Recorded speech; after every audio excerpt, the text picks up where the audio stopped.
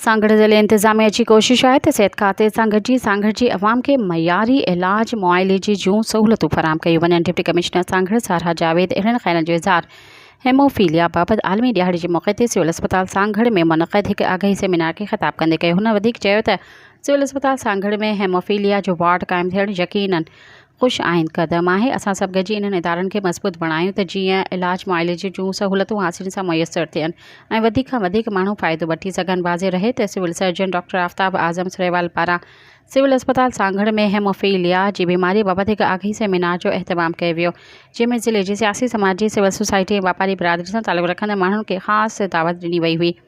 Seminar में ख़िताब कंदे doctor Aftab आज़म चयो त हेमोफीलिया हिकु लाइलाज बीमारी आहे जेका इंसानी जिस्म में प्रोटीन जी घटिताई सबबि पैदा थिए थी। हल्के ज़ख़्म या ख़राश सबबि रत जो वहणु बंदि नथो थिए।